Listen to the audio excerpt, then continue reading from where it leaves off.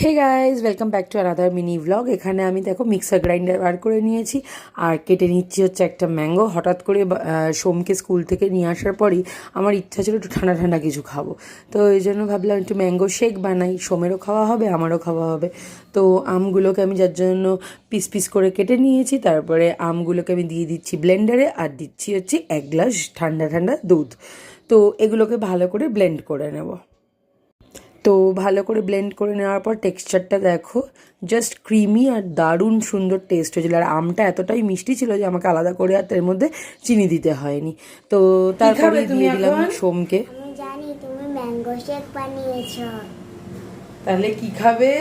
Mango shake. Mango shake. তারপরে দুজনে মিলে ম্যাঙ্গো শেকটাকে এনজয় করলাম।